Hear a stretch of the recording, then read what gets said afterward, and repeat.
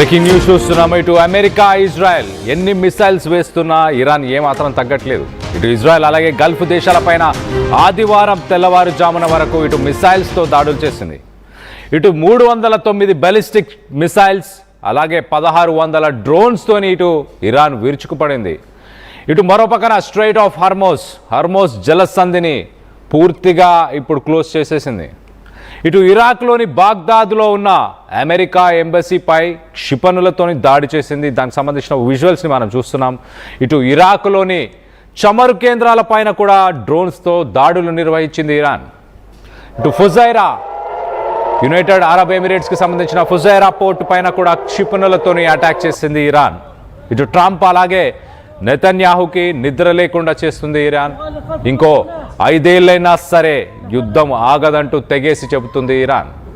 ఇటు దెబ్బకు దెబ్బ తీస్తుంది ఇరాన్. ప్రస్తుతానికి ఇరాన్కి సంబంధించిన ఇస్లామిక్ రెవల్యూషనరీ గార్డ్స్ అటు యునైటెడ్ అరబ్ ఎమిరేట్స్లోని జెబెల్ అలీ అలాగే ఖలీఫా అలాగే ఫుజైరా ఈ పోర్ట్స్ అన్నీ కూడా ఈ సముద్ర ఓడరేవులన్నింటినీ కూడా ఖాళీ చేయాలంటూ ఇరాన్ ఇప్పటికే హెచ్చరికలను జారీ చేస్తుంది.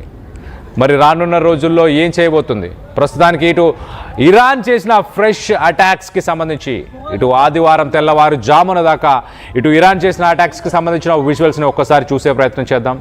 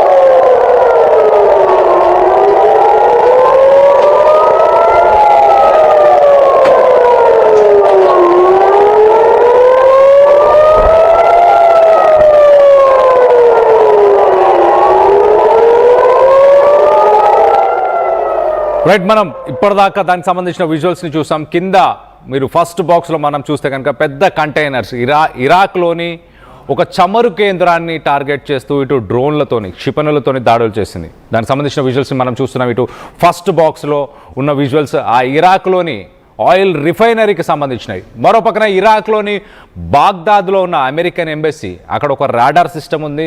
అలాగే ఆ ఎంబసీలో కొంత అమెరికాకు సంబంధించిన ఒక ఫోర్స్ ఎయిర్ బేస్గా వాడుతున్నారు కాబట్టి మొత్తానికైతే ఆ రాడార్ సిస్టమ్ని వీటన్నిటిని కూడా టార్గెట్ చేస్తూ ఇటు బాగ్దాద్లో డ్రోన్స్తోని దాడులు చేసినట్టు తెలుస్తుంది. అక్కడ ఒక హెలీప్యాడ్ అలాగే ఒక రాడార్ సిస్టమ్ వాటినే టార్గెట్ చేస్తూ పైన రైట్ సైడ్ విషయంలో మనం చూస్తున్నాం. ఇటు ఇరాక్లో ఒక ఆయిల్ రిఫైనరీ మనం చూడొచ్చు మంటల్లో ఇటు షిప్స్ నుంచి వాటర్తో పాటు ఆ మంటల్ని ఆర్పే ప్రయత్నం చేస్తుంది ఇరాక్కి సంబంధించిన అక్కడ సిబ్బంది ఆఫీషియల్స్ మనం చూడొచ్చు. ఎంత భారీ ఎత్తున ఇటు ఆ దట్టమైన పొగతో ఆ మంటలు ఎగిసిపడుతున్నాయి. అది ప్రస్తుతానికి ఇటు బాగ్దాద్లోని ఒక ఆయిల్ రిఫైనరీకి సంబంధించి అలాగే మనం క్షిపణులు ఎలా దాడి చేస్తున్నాయో ఆ మిసైల్స్ అన్మ్యాన్డ్ ఏరియల్ వెహికల్స్ అని చెప్పొచ్చు. దాంట్లో ఎలాంటి పైలట్స్ ఉండరు. అలాంటి మిసైల్స్తోని ప్రస్తుతానికి ఇటు అటాక్స్ ఇరాన్ చేస్తుంది. ఆ అటాక్స్కి సంబంధించిన వీడియోస్ని మన ప్రస్తుతం విజువల్స్ని మనం చూస్తున్నాం. సో మొత్తం మీద ఇటు బాగ్దాద్లోని అమెరికన్ ఎంబసీని కూడా టార్గెట్ చేశారు. అక్కడ ఒక హెలిప్యాడ్ని అమెరికా వాడుతుందంటూ ఆ హెలిప్యాడ్తో పాటు ఒక రాడార్ సిస్టమ్ ఏదైతే ఉందో ఆ రాడార్ సిస్టమ్ని బాగ్దాద్లోని ఈ ఏరియాని గ్రీన్ జోన్ అంటూ పిలుస్తుంటారు. ఆ గ్రీన్ జోన్ని మొత్తానికి టార్గెట్ చేస్తూ ఇటు ఇరాన్ దాడులు చేసింది. మరో పక్కన ఇటు యునైటెడ్ అరబ్ ఎమిరేట్స్కి సంబంధించి మనం ఒకసారి చూస్తే కనుక ఇటు దుబాయ్కి సంబంధించిన జెబెల్ అలీ అనే ఓడరేవు అలాగే ఇటు అబుదాబికి సంబంధించిన ఖలీఫా అనే ఓడరేవు అలాగే ఫుజైరా అనే పోర్ట్ ఈ పోర్ట్స్లో కూడా ప్రస్తుతానికి ఇరాన్ డ్రోన్స్తో ఇటు ఫుజైరా అనే పోర్టుకు పరిసర ప్రాంతాల్లో ఉన్న ఒక ఆయిల్ ఫెసిలిటీని ప్రస్తుతానికి ఇరాన్ డ్రోన్స్తోని ధ్వంసం చేసినట్టు తెలుస్తుంది. దానికి సంబంధించిన విజువల్స్ని మనం చూస్తున్నాం రైట్ సైడ్ బాక్స్లో.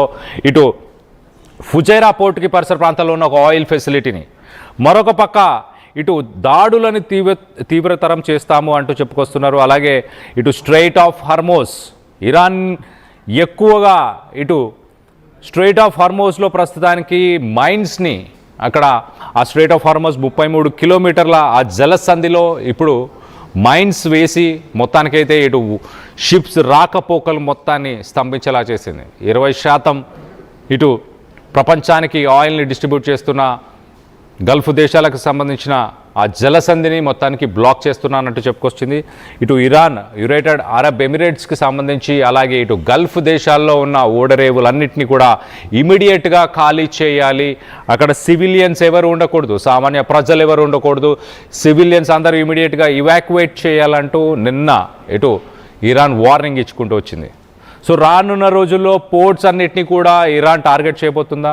మనం చూస్తే ఇటు ఇరాక్లో పార్క్ చేసి ఉన్న ఒక పోర్టుని, ఒక షిప్ని, ఇరాక్కి సంబంధించిన ఒక పోర్ట్లో పార్క్ చేస్తున్న ఒక ఆయిల్ ట్యాంకర్ని కూడా నిన్న టార్గెట్ చేయడం జరిగింది. ఇప్పుడు ప్రస్తుత పరిస్థితులు మనం చూస్తే కనుక సైరన్లు మోగుతూనే ఉన్నాయి కంటిన్యూస్గా.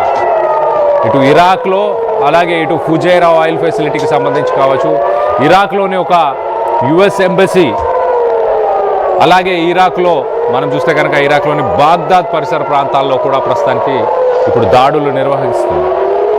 ఈ విజువల్స్ని మనం చూస్తున్నాం. ఇరాన్ అసలు యుద్ధం అనేది ఇంకా ఆగే అవకాశం లేదు. రానున్న 5 సంవత్సరాలు, వచ్చే 5 సంవత్సరాలు కూడా యుద్ధాన్ని కొనసాగిస్తామంటూ ఇరాన్ చెప్పుకొస్తుంది. అమెరికా ఒక పక్కన యుద్ధం ముగిసింది, ఇరాన్ దగ్గర ఇటు నేవీ పవర్ లేదు, ఇటు ఎయిర్ ఫోర్స్ లేదు, అలాగే వాళ్ళు మిసైల్స్, డ్రోన్స్ని ఎక్కడి నుంచి స్ట్రైక్ చేస్తున్నారో 85% వాటన్నిటిని కూడా మేము టార్గెట్ చేశామంటూ ఇటు ట్రంప్ స్టేట్మెంట్స్ చేసుకుంటూ వచ్చాడు. మరో పక్కన ఇటు ఇరాన్ మాత్రం ఏమాత్రం తగ్గే అవకాశం లేదు, ఖచ్చితంగా 5 సంవత్సరాలైనా కూడా ఈ యుద్ధాన్ని కొనసాగిస్తాం. ఒకసారి మనం ఇరాక్, సద్దాం, ఇటు గద్దాఫీ ఉన్న సమయంలో కూడా మనం ఒకసారి చూస్తే కనుక ఇరాక్ పరిస్థితి కూడా ఇలానే ఉండే. ఇరాక్ మీదకి అమెరికా యుద్ధానికి వెళ్ళింది. ఇటు 8 సంవత్సరాలు యుద్ధం జరిగింది ఇటు ఇరాక్, ఇరాన్ మధ్య. 8 సంవత్సరాలు యుద్ధం జరిగినా కూడా ఒక కొలిక్కి రాని పరిస్థితి. అలాంటి పరిస్థితే ప్రస్తుతం ఇటు అమెరికా, ఇజ్రాయెల్, ఇరాన్ విషయంలో కూడా జరగబోతుందా? ఇరాన్ ముందుగానే ఇటు ఎన్ని సంవత్సరాలైనా యుద్ధం చేయడానికి ప్లానింగ్ చేసినట్టు చాలా క్లియర్గా అర్థమవుతుంది. ఇరాన్లో top leaders, first level of top leaders, second level of top leaders, third level of top leaders, ఇలా 2-3 లెవెల్స్ ఆఫ్ టాప్ లీడర్స్ని అమెరికా, ఇజ్రాయెల్ మట్టు పెట్టామని వాళ్ళు చెప్పుకొచ్చారు. ఆ మట్టు పెట్టినా కూడా ఇరాన్ ఇప్పటికీ వాళ్ళ కార్యకలాపాలు చాలా ప్లాన్డ్గా, నిన్న మొన్న మనం చూస్తే ఇటు అమెరికా చాలా క్లియర్గా ఇటు ఇరాన్కి సంబంధించిన మేజర్ ఆయిల్ ఫెసిలిటీ కార్గ్ ఐలాండ్ని కూడా టార్గెట్ చేశాము, అక్కడున్న ఆర్మీని మాత్రమే ధ్వంసం చేశాము, కానీ ఆయిల్ ఫెసిలిటీస్ని ధ్వంసం చేయలేదు. కానీ